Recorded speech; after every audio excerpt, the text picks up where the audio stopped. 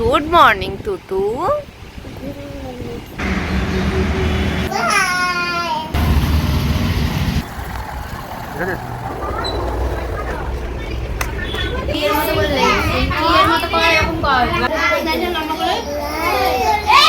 নিয়ে নিয়ে এটা বাড়ি থেকে বায়না করবে না ধর।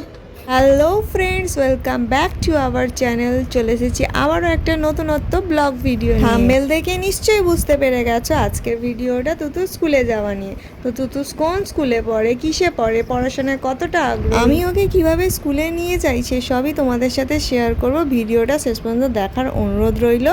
আর চলো বেশি কথা না বাড়িয়ে শুরু করছি সকাল থেকে। মর্নিং মাম্মা। গুড মর্নিং বেটা। বাবা বাবা উঠে পড়েছে। आपको भेज तेरे बस की बात नहीं। এখন কটা বাজে বলো তো? কি ব্যায়াম হচ্ছে? কি ব্যায়াম হচ্ছে এটা?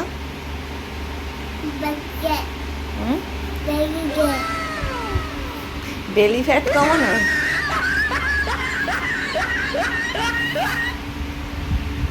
এই তো উঠে পড়েছে। তো দেখতেই পেলে সকালবেলা বিছানা ছাড়তে দুতুর কতটা কষ্ট হয়। তো এমনিতেও 9টা সাড়ে 9টার সময় ঘুম থেকে ওঠে। আগে বেলাতেই স্কুল হচ্ছিল, 11টা থেকে হচ্ছিল, এখন 8টা থেকে হওয়ার কারণে ওকে একটু মর্নিংয়েই উঠতে হচ্ছে। 6টা সাড়ে 6টার সময় ওকে তুলছি। তো ওর খুবই কষ্ট হচ্ছে, আমি বুঝতে পারছি, কিন্তু কিছু করার নেই। স্কুলে তো যেতেই হবে, লেখাপড়া তো শিখতেই হবে, নইলে মানুষের মতো মানুষ হবে কি করে। দেরি হয়ে যাচ্ছে, দেখ তোর খাবার এসে গেছে, এখনো দাঁত মাজা হয়নি। এনে দেখতেই পাচ্ছ বকে বকে বিছানা থেকে তুলে ওকে ব্রাশটা দিয়েছি। ও নিজে নিজেই ব্রাশটা করে নিচ্ছে, মোটামুটি পারে ও নিজে নিজে ব্রাশ করতে। যারা যারা নতুন দেখছো তারা প্লিজ আমার চ্যানেলটিকে সাবস্ক্রাইব করে আমার পাশে থেকো। আর তুতুর ভিডিও ভালো লাগলে অবশ্যই লাইক কমেন্ট করে জানিও। তোমাদের লাইক কমেন্ট আমাদের নতুন নতুন ভিডিও বানাতে উৎসাহিত করে। এদিকে তুতু রানী ব্রাশ করার পরে রেডি হয়ে কি শুরু করেছে দেখো।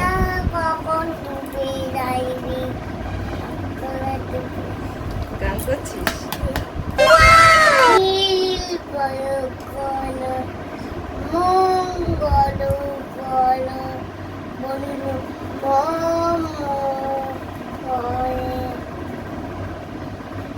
তুমি নির্মল করো মঙ্গল করে এবার বলো দেখি তুতুর গান তোমাদের কেমন লাগলো। এই দুজনে মিলে গান করতে করতে আর ওর দুষ্টুমি সহ্য করতে করতে ওকে খাইয়ে রেডি করলাম স্কুলে নিয়ে যাওয়ার জন্য। একবার রুমটার দিকে চেয়ে দেখো কি অবস্থা করেছে, চারিদিকে খেলনার ছড়াছড়ি। তো এইসব গোছাবো না ওকে রেডি করব। এদিকে সকাল 8টা থেকে স্কুল, সময়ও তো হয়ে এসেছে, তাই সব ফেলে রেখে চললাম ওকে স্কুলে নিয়ে। এবার আমরা স্কুলের উদ্দেশ্যে রওনা দিলাম।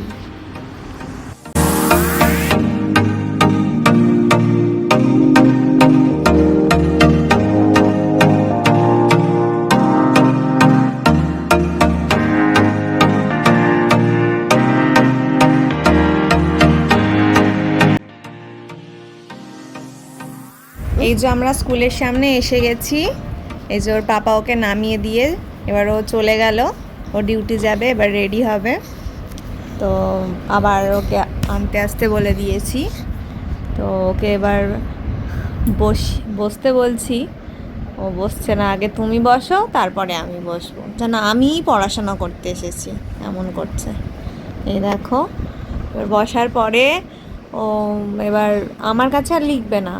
প্রথম ম্যাডামের কাছে যেত না, এবার এমন পছন্দ হয়ে গেছে যে স্কুলে এসেই ওকে স্লেট বই বের করে দিলেই ও নিয়ে একেবারে ম্যাডামের কাছে গিয়ে বসবে।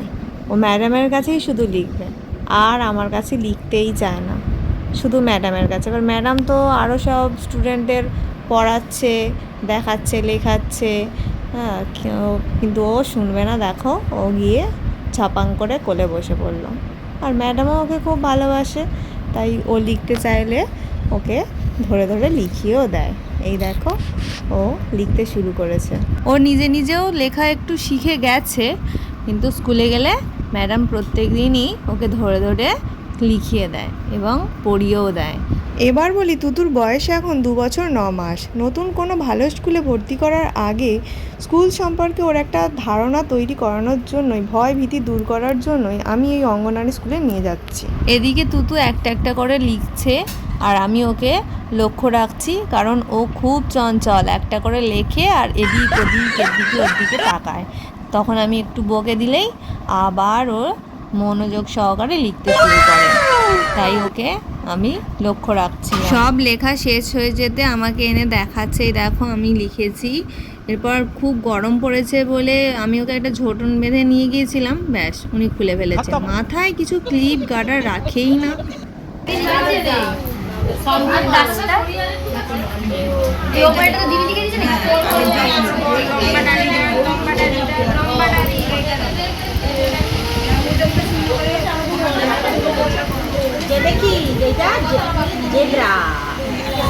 দু মাস হলো এই অঙ্গনওয়াড়ি স্কুলে যেতে শুরু করেছি। তো প্রথম খুব ভয় পেত, চুপচাপ থাকতো।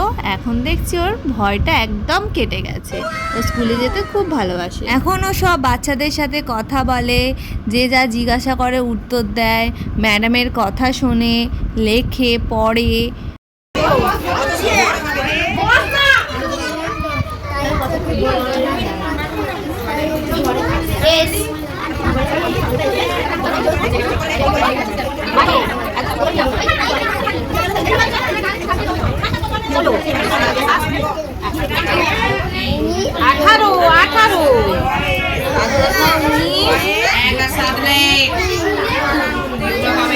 প্রথমে তো স্কুলে যাবে নাই বলছিল, তারপর আমি এমন একটা টোটকা দিলাম যার ফলে ও যেতে চাইলো। গিয়ে গুড গার্লের মতো লেখাপড়া সব করে নিল। নিয়ে দেখো এখন সকলের সামনে নৃত্য পরিবেশন করছেন, কারণ এখন যে ওর লজ্জা ভয় সব কেটে গেছে। এখনও ফ্রিলি স্কুলে যায়, সবার সাথে মেশে, সবার সাথে কথা বলে, যে যা জিজ্ঞাসা করে উত্তর দেয়, কোনো ভয় নেই আর। এখনও ও স্কুলে যেতে ভালোই বাসে, যায় প্রত্যেক দিনই স্কুলে যায়। কোনো অসুবিধা থাকলে নিয়ে যায় না, যেহেতু এখন খুব গরম পড়েছে তাই এক আধ দিন কামাইও করে দিই। আমি নিজেই যেতে পারি না, কষ্ট হয়, এত চড়া রোদ, দুটো রোড পেরিয়ে আবার যাওয়াটা খুবই কষ্টদায়ক হয়। তাই যেদিন আমরা স্কুলে যাওয়ার জন্য ঠিক করি সেদিন নিয়ে আসা দিয়ে আসার দায়িত্ব ওর বাবাই পালন করে। এবার আমরা বাড়ির দিকে রওনা দিই। কিন্তু ওর যে স্মৃতিশক্তি খুবই প্রখর, সকালে যে টোটকাটা ওকে দিয়েছিলাম ওর সেটা এখন মনে পড়ে গেছে। তো বাড়ি যাওয়ার আগে ওকে সেটা দিতেই হবে। তো ওকে বলেছিলাম বেরোনোর আগে যে আজ স্কুলে চল, তোর সেই পছন্দের বোতলটা কিনে দেবো। ও কিছুদিন আগে একটা দোকানে একটা বোতল পছন্দ করেছিল, তো সেদিন আমি ওকে কিনে দিইনি। তো বলেছিলাম আজ সেই তোর পছন্দের বোতলটা কিনে দেবো, তোর মনে পড়ে গেছে। তো বাড়ি যাবার আগে ওকে সেই বোতলটাই কিনে দিতে হবে। তো সেটা কিনে দিতেই যাচ্ছি সেই দোকানটাতেই। চলো দেখতে থাকো ও কি বোতল পছন্দ করে এসেছিল।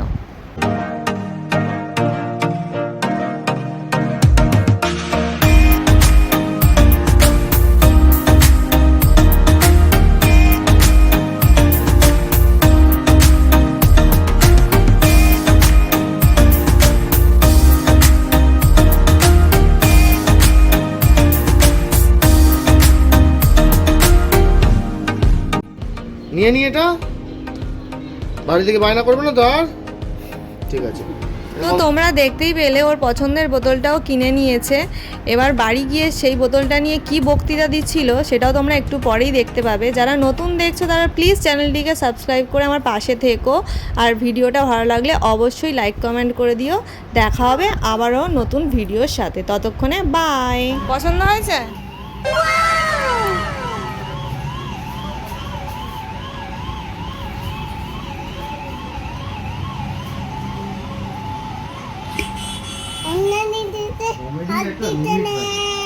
देखा आपने लापरवाही का नतीजा है। ও মা গো, কি বললে? আমি তো কিনে দিলাম আর আমি একটু হাত দিচ্ছি বলে তুমি বলছো আমাকে অন্যের জিনিসে হাত দিতে নেই? তুমি অন্য, আমি কিন্তু পাপাকে বলে দেবো। देखा आपने लापरवाही का नतीजा है। আমি কান্না করছি।